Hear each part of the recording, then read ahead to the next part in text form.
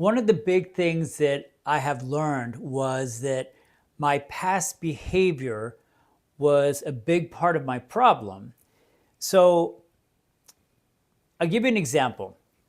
I at the well when I before I got into any of this, I love routine because to me routine is stability, but it's also deterioration, and I was not aware of that.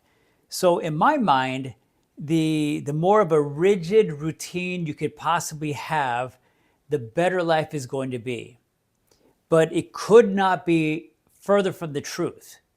I'm not saying that chaos is the way to go, but I am saying that you have to have some friction in order for you to grow. So if you're not making mistakes, if everything is just like routine, everything falls into place every single day perfectly because you've been doing it for so long, then you're not growing. So what I have learned is that I needed to start to allow myself to be comfortable feeling uncomfortable. And even the littlest things I was doing, and I'll give you an example, even when I was driving to work, I would take a different route or maybe leave a half an hour early. Or even sometimes I would go to the gym 2 hours before work, which was for me way too early, but I would do it anyway. I was trying to make myself feel uncomfortable because what I was learning from this is that if I can do this, what else can I do?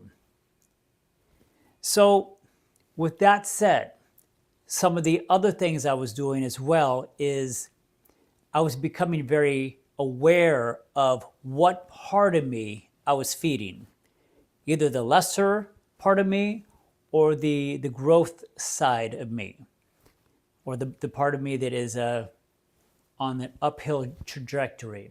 Trajectory. So I'll give you an example. If I allowed myself to hit the snooze for like the next hour, I'm feeding the lower part of me. If the minute that alarm goes off and I jump out of bed and I start to get ready and I run out the door and I hit the gym before I go to work, I'm feeding the better side of me, or the stronger side, or the elevated side, whatever you want to say, whatever you want to call that side of you. That's the part you're feeding. And there is a line being drawn right down the middle. And I was constantly becoming aware of what I was feeding. And I was noticing my behavior, and I thought to myself, in most cases, I was feeding the side of me that was the lesser part, the part that was addicted to comfort, the part of me that just felt that routine was the way to go because there's a stability here.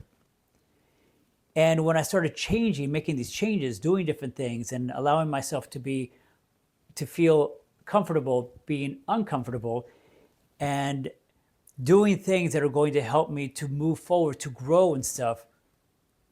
Okay, I just lost my train of thought. Anyway, I I needed to start to feed my upper self, my higher self, and I was becoming aware of that. Maybe that's what I was saying. I was becoming aware of what side of me that I was feeding. And this is what I would recommend for you as well. So here's a question I'm going to propose to you. What part of you, your lower self or your higher self, what part of you are you feeding? With every single bit of behavior, I don't care if it's how you eat, the time you go to sleep, whether you exercise or you don't exercise, whether you allow yourself to not do something, even though you know if you do it, it's going to be better for you. Keep asking yourself throughout the day, what part of myself am I feeding here? My lower self or my upper self? Become more self-aware and allow yourself to be uncomfortable. No, wait. Allow yourself to be comfortable feeling uncomfortable. Small changes.